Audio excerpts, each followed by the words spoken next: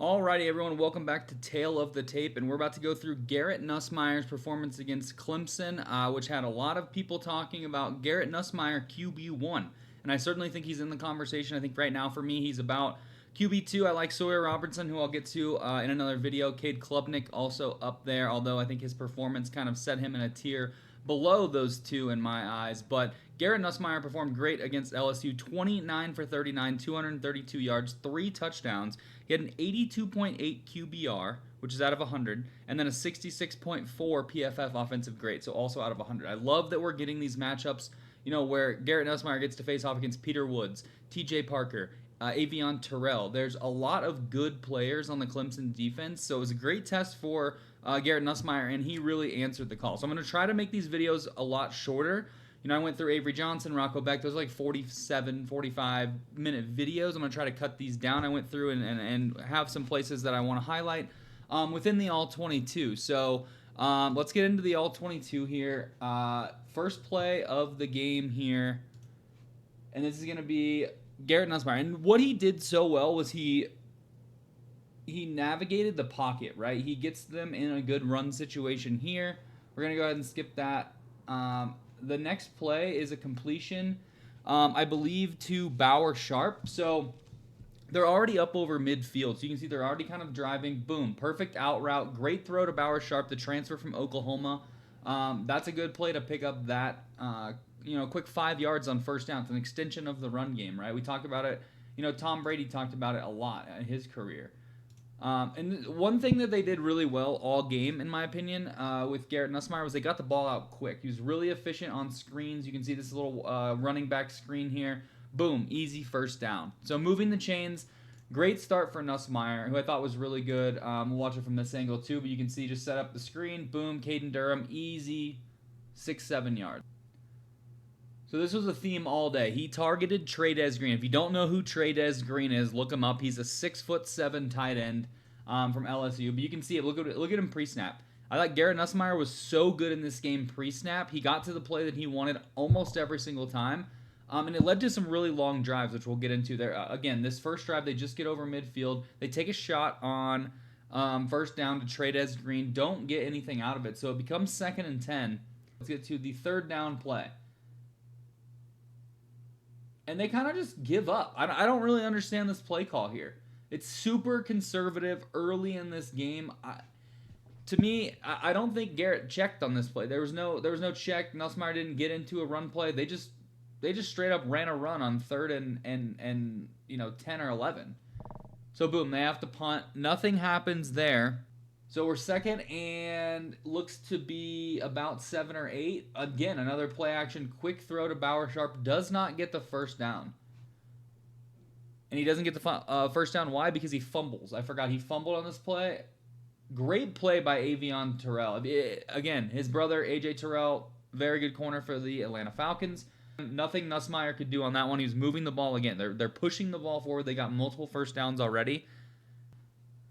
And then Nussmeier goes right back to play action, and he lobs one up, again, for Trey'Dez Green, and it's not able to be caught. It's a good throw, right? It's only where your 6'7" tight end can get it. It's a little out of bounds. It's good defense by old WW there. Number 17 for Clemson. 1st and 10. Okay, so did they get PI on that? Yep, they got PI on that. Pass interference. That's a big run. Big run by number 0. I can't remember. Xavion something? Thomas, maybe? He had a great day. He had a really great day. He made some significant plays. 3rd and 9 on the 49. This is going to be an incomplete pass to Aaron Anderson. So you're going to watch number 6, I believe, is Aaron Anderson at the bottom of the screen. Oh, that's not where he's at. Yep, it is at the bottom. Oh, he was the guy coming in motion. He's number 1.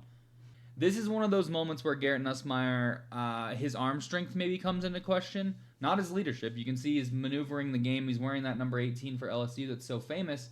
But if you watch this pass, it's just that ball has to be driven right here, right? Like that ball has to be right here, but it's a little bit behind him. And when you have a corner as good as Avion Terrell, I mean, Avion, like that is a great play by Terrell. Like, it should be a better throw, but that's one concern with Garrett Nussmeier, right? Is that his arm strength just doesn't allow him to make throws, at that level. So they're able to get a field goal out of that last drive. And so this is the first drive of the second quarter. He's able to get the ball to Aaron Anderson over the middle. But look at him pre-snap. Look at him moving guys around, getting exactly the play that he wants. Play action, boom, fires a strike.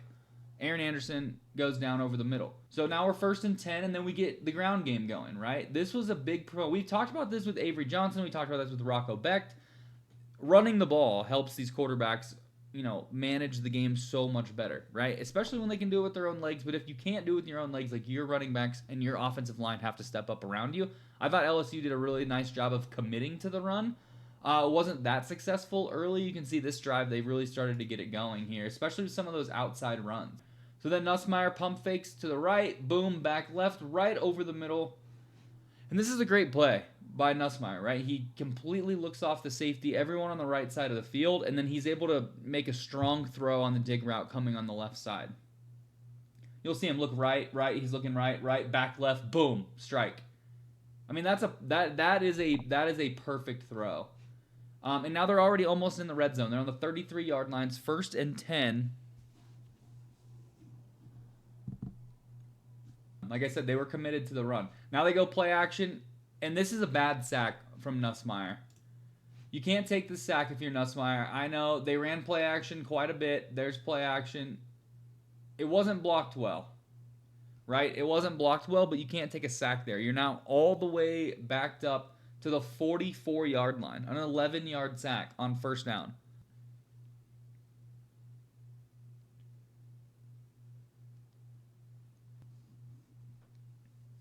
So you're trying to get back in the game, and again, they did a good job with the screen game, I thought. Nussmeier did really well getting the ball out quickly and letting his skill players kind of take over from there.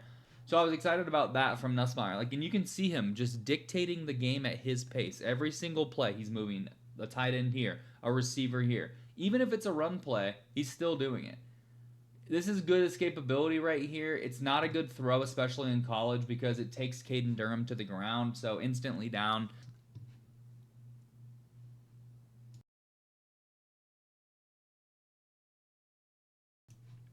Anyways, whatever, we'll fix it in post. I'm kidding, by the way, I'm not editing this video. You guys are going to see this raw. 4:31 left. This is a 4-minute drill. Clemson has just went and scored a touchdown. Talked about it with Avery Johnson, being able to answer every single one of Iowa State's touchdown in week 0. Can Garrett Nussmeier successfully execute a 4-minute drill? And that's a play that I liked from Garrett Nussmeier, right? He made the exact right read, and he gets forward, and he's able to get down. And he's able to get down without being injured. Boom. Just a nice dive. He doesn't take any unnecessary contact. He's not the fastest guy in the world. He's not the flashiest guy in the world. But again, here he's moving Trey Desgreen in motion to block the edge rusher, right? Because they're running the ball. Run doesn't go anywhere, but man, they were committed to it. 2nd and 10. Ball is on the 35-yard line. So they have to go some way here to get some points before the half. So Nussmeier doesn't like that. He thinks it should have been a penalty on a little aggressive at the top of the route. I still don't like this throw from Nussmeier. It's just not really accurate. It's not accurate. I know there's some contact. But again, what does he do after a bad throw? He's rolling right. Boom. Makes a great play to number 6. And number 6, what a run after the catch. He really should have been down, but great play. I was right about 0, by the way. That's Xavion Thomas, I'm pretty sure is his name. Rolling right, getting away from TJ Parker, and then just letting number 6 go to work. That's Barrion Brown. All right, so the ball's in midfield. Clock's running under 2 minutes and 40 seconds now when this ball's snapped. And again, you're going to see Nussmeier changing the play here. This is going to be a common theme throughout this video. Garrett Nussmeier was so good. Look at him step up in the pocket. And he's able to check the ball down. This is pretty rare in terms of college quarterbacks, being able to change the play, diagnose the play, and then as soon as it's snapped, being able to step up in the pocket and then make the necessary play. You'll see sometimes a lot of kids when they're blitzed, they'll just force up a bad throw, but boom, he's right to the check down, gets a few yards, and it's perfectly executed in the 4-minute drill. So again, now we're on the 40-yard line. We're approaching the 2-minute timeout. Nussmeier looks left, and I mean, what a catch. What a catch. If you don't know Bauer Sharp's name, get to know it. Bauer Sharp, very good tight end. Comes to LSU this year to kind of replace Mason Taylor, and this is a great catch. And again, look at Nussmeier adjusting the protection based off of what he sees in the front, bringing someone in motion. He's looking left the whole time, but fires a pass, and Bauer Sharp's able to make a play. And then they tried this reverse, and it worked. I don't necessarily need to see Garrett Nussmeier throwing blocks, but hey, this little pass here from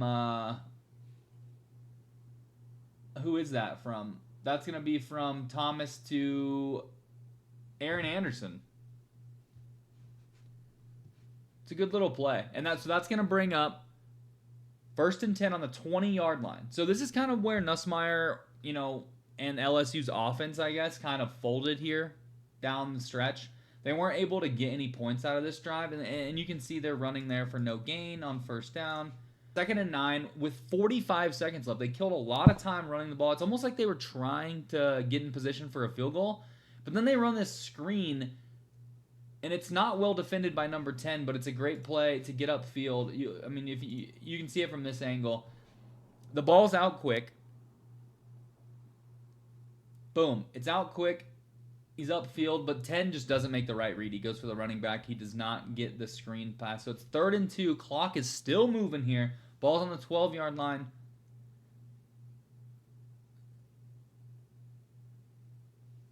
And again, Nussmeier's arm strength probably comes into question here because this ball, if it's fired in there, at enough velocity and on time, easy completion right at the goal line. But you can see he kind of processes left, comes back late, and then it's kind of a duck.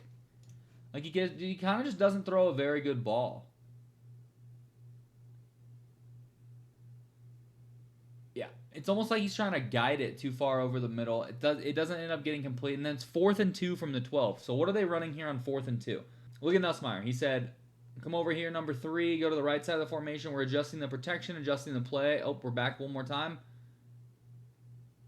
It kind of looks hectic, right, on 4th down.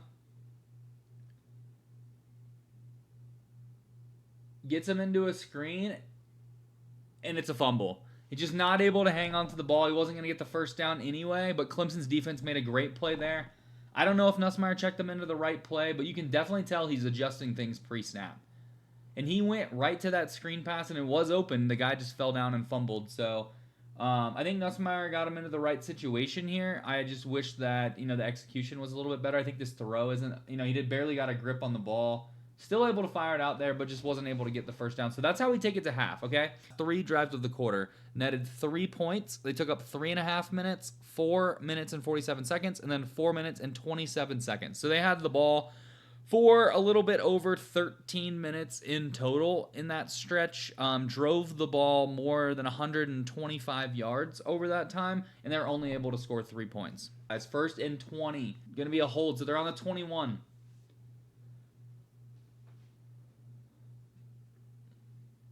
Again, another screen. I thought the game plan from LSU was so incredibly solid against this very, very talented Clemson front 4. Or front 7, really. Their linebackers are good, too. But I thought they did a great job kind of exposing the attacking style, defense, right? Like, Peter Woods is going up the field. TJ Parker's going up the field. They're immediately trying to make a play in the backfield, and LSU is just dinking in screens behind them and ripping off big chunks. So, again, it's 10-3. LSU is on the opening drive of the 3rd quarter here, or their opening drive of the 3rd quarter. I believe Clemson started with the ball.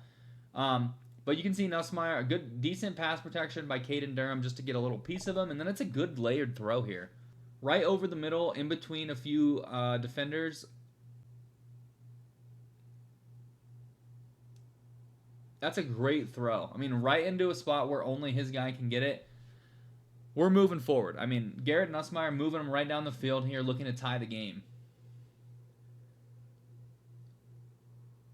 And then, this ball is an absolute dime. This is, again, Bauer Sharp. If you don't know, now you know. Sharp is a beast, but this is a great throw by Nussmeier. He looks the safety off, so he looks left, holds the safety, and then boom. What a catch.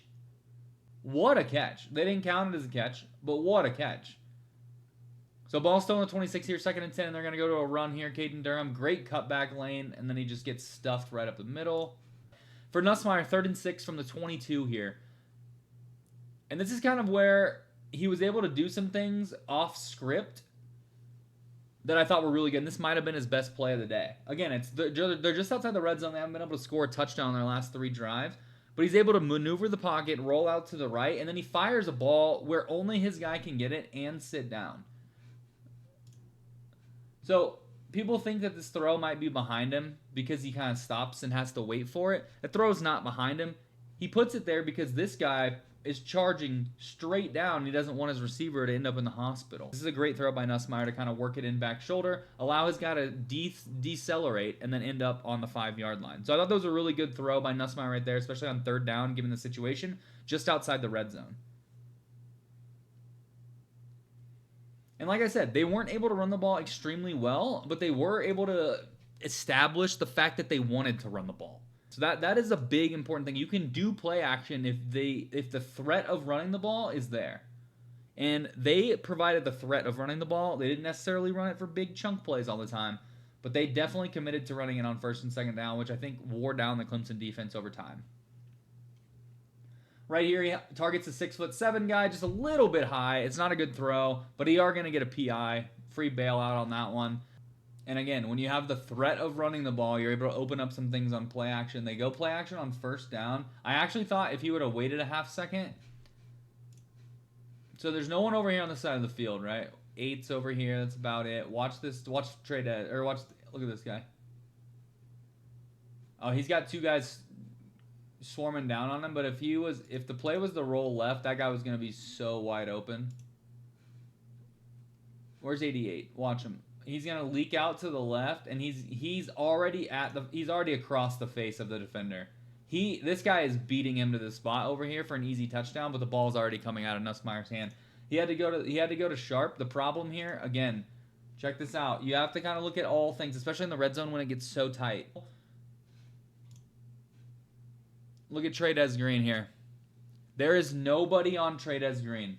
This is a read that I think, for as well as Nussmeier played pre-snap, I think some of his limitations are what he can do when the ball is actually in play. And I think that's what's going to bury him down a little bit, some of these draft boards. I just don't see him as the clear-cut number 1 because I think some of his decision-making, and I think, again, LSU's offense did a really, really good job getting him involved on screens all game long. So they were able to beat Clemson's attacking kind of front 4 of their defense by getting in behind them with screens. But some of these plays where you kind of see the read here, like this ball has to go to the tight end. He is like, I'll back it up too so we can see it from this angle, just so you guys don't think I'm crazy. Like he's kind of reading this defender, right? So the defender's locked on right here. The ball's kind of already coming out. But you can see Trey'Dez Green is not going to have anyone on him over the top. 6'7" receiver. I just think this throw. Watch it from both angles one more time because I think this was a missed opportunity for Nussmeier. Now, again, they righted the ship and they were able to score on this drive. It's not that big of a deal, but look how open Trey'Dez Green ends up being at the top. And I know it's easy to say, when it's not in real time. But I thought if he just held that ball for a half second longer and just went up to Trey'Dez Green, his big target, he could have had it. So that was on 1st down after the penalty. 2nd down and 2 comes, and they're going to go back to what they've been trying to do all game, and that's run the ball. And they actually get in the end zone finally. Caden Durham is able to tie the game at 10. Just a great little run there. Missed tackle by 18. So now we're at 10-all, and they get the ball on the 46-yard line. So they're already almost at midfield. Again, another run. This one's a counter. Great block by 12. And then that's a good run by Caden Durham. You're going to see this block by number 12 here. Comes across, and then he's able to get on that side of the defender and just move him out of the way. It's a great block. Great block, great run. It's going to set up a 1st and 10 from the 39-yard line. So you kind of want to see where some of these drives went off the rails because this drive went over 3.5 minutes, but it went 8 plays, 25 yards. And they took 3 minutes and 43, and they didn't score any points. You can see Nussmeier continuing to do pre-snap adjustments, IDing the mic, and then he's going to rip a throw here on play action. It's a good throw. It's a good throw. It's a completion to Aaron Anderson. Clock is just ticking right now. Again, he is really taking his time at the line of scrimmage, and I love to see it. Boom. Gets to a quarter. Like that. What a great play call. What a great decision from Garrett Nussmeier. He sees how they're aligned. Look at how the defense is aligned. He's like, I'm just going to take this myself. Nobody's lined up over center. Boom. Easy. Easy first yard. Like I said, pre-snap Garrett Nussmeier was really, really good all game long. It's 2nd and 11 from the 29.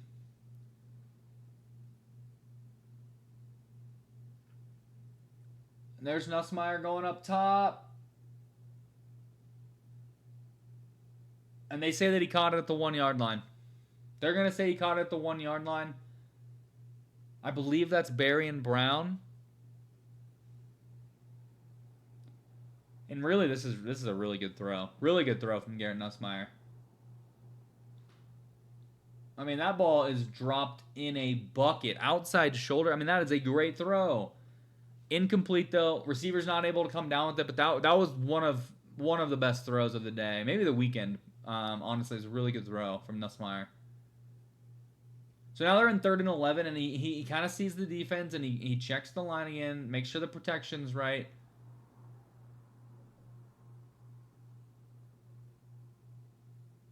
And he did not see TJ Parker sagging off in coverage, so he thought he had one-on-one there with the receiver, with Xavion Thomas running that out route. But watch one of the best edge rushers in the class, TJ Parker right here, number 3. Watch him disguise. Watch him disguise it. He's acting like he's going to blitz, and he's immediately going to the flat, and he's there to make the play. No points for Clemson. Again, obviously, LSU's defense held them scoreless in the second half, but you're going to get the ball here, and you're going to get an 11-play, 73-yard drive that took up almost 6 minutes. And I think this is where the run game was able to kind of take off for them. It's 1st and 10 on the 38. We're going to move a little quicker here. I just want to be 100% honest about Garrett Nussmeier's performance, and I thought he was good pre-snap, but a lot of the times they were successful, they were running the ball early. So it just really does speak to, running the football. And this is a miss. This is a miss right here from Garrett Nussmeier. You see 2nd and 11. They got the matchup they wanted. They got Trey'Dez Green. And I mean, it's just one of those throws that if you're Garrett Nussmeier, you really want to have back, right? It's a little bit of a miscommunication, but you can see how open he is here. The defender's all the way out here, and this ball just ends up, really not even that close. So, again, when the ball's in play, I'm a little bit more skeptical of what Nussmeier can do. But, man, pre-snap and I just managing the game from a quarterback position, I think he's really impressive. Again, 3rd and 11. So when you make a bad throw like that, what do you do? How do you come back? How are you able to positively impact the game after you make a mistake? Against the blitz, navigating the pocket, and they get bailed by a PI. 3rd and 11. It's a good pocket. It's good pocket management from Nussmeier, I think, here. You can see him step to the left a little bit and then deliver a ball. It's a good throw. But watch this guy's jersey. Watch it. You see him? You can't really see it. He's got his hand pulling his jersey.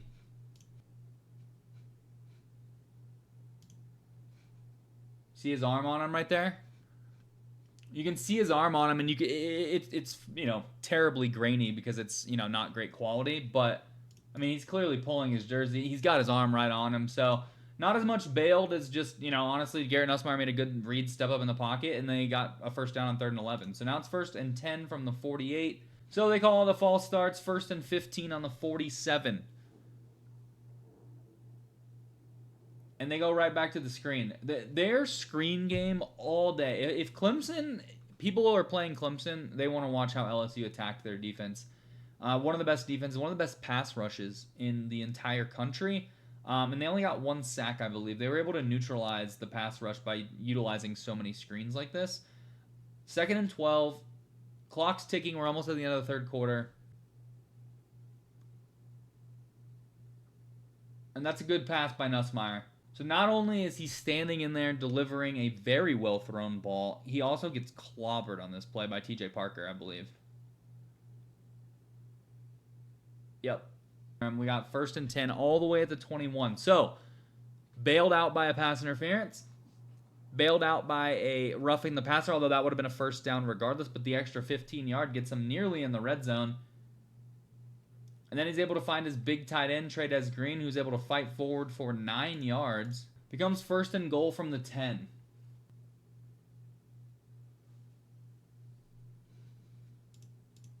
Sticking to the run, 2 yards there.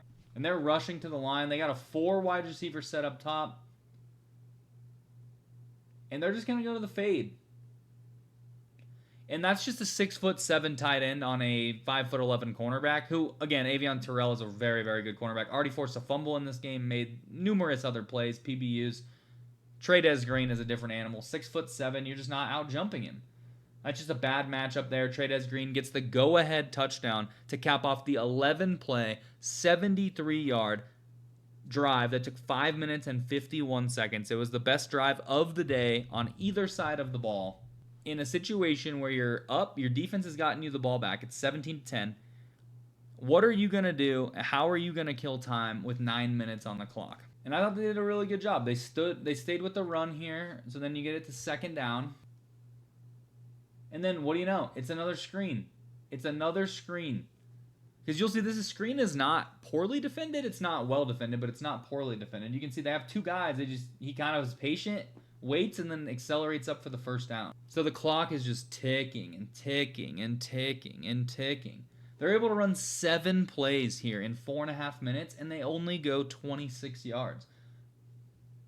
But it's because they're running these screens. They're just playing such off coverage. The LSU's like, all right, if you're not going to guard our wide receivers, we're going to throw it out there and get 5, 6, 7 yards. I feel like I'm watching the same play over and over again. But this is why LSU ultimately won the game. They stuck to their game plan, and they ran the ball. They tried to run the ball, and they just did screen after screen. I think they ended up rushing for 100 yards, 107 yards, something like that. But again, they're able to just utilize these screen plays and get 1st down after 1st down and just really move the ball and take time off the clock. So after their 1st quarter drive, I thought this was a fascinating stat.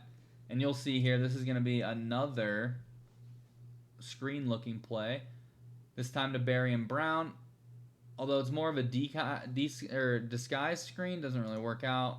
To Caden Durham, again staying in bounds and bringing up what will be a 3rd down and 12. All right, so Nussmeier's making adjustments here at the line. And again, this is their last drive, but 7+ play drives every single drive after the 1st quarter until their last 2 possessions, which were 3 straight runs for -3 yards, and then they kneeled the ball to win the game. But you can see, just look at the game plan. They did not differ from it. They said, you know what? You're going to play off saggy zone coverage. Guess what? We're going to take advantage of that right at the line of scrimmage every single time. You can see how much emphasis he's putting in the pre-snap. And they're getting to a screen again. In this game, 12 for 12 from Nussmeier on screens for 94 yards. They averaged 8 yards per screen pass, and they completed all 12 of them. They were absolutely gashing Clemson with this. And then you can see they get the ball here. They don't get the 1st down, but they hold LSU. So this is the last play that we're going to watch here, and that's kind of how the game ends. There's 3 straight runs here. So there's 3:22 left. With 3:22 left, Clemson's down 17-10. LSU gets the ball back. They run 3 straight run plays, not able to get any yards to move forward. Oh, they didn't run 3 straight run plays. Okay, so they on third down they ran a little pass play to try to get Caden Durham out, and it's almost like a little check down screen type thing. I don't really know where Caden Durham was running when he picked up the ball. He ran backwards first, but they're not able to pick up that play, and that is going to give Clemson the ball back, who ended up driving the ball down the field and missing it. They turned it over on downs just outside of the red zone, I believe, or just inside the red zone, and LSU ends up kneeling down here and taking the win 17-10. So we're going to see Nussmeier and LSU kneel down here. So overall, I thought it was a really good performance from Nussmeier. I think the biggest things that stood out from him was 100% his pre-snap diagnosis. LSU's game plan against this Clemson defense that everyone was talking about, just get the ball out quick. Like I said, 12 for 12 on screen passes for 94 yards. LSU had 37 minutes of possession time. And in my opinion, I think when you have a quarterback like Garrett Nussmeier, who's pressured 9 times, but he's only sacked once against that front, that says a lot about his pro readiness, in my opinion. So overall, I was really impressed by Garrett Nussmeier. I think he's one of the most pro-ready quarterbacks in the draft, and I think the only issue for him is just making sure he has some of those elite traits, the arm talents there, making sure that he can go through his progressions while they're on the field, like that Trey Des Green example in the end zone where he missed a touchdown, in my opinion. They're still able to score on that drive, so not that big of a deal. But overall, Garrett Nussmeier gets the better of Cade Klubnik. I'll be taking a look at Klubnik's performance against him as well in the next video, so go ahead and hit that follow button, subscribe, like the channel, and share it with your friends if you want to talk a little bit of quarterback play. So I will see you guys in the next one.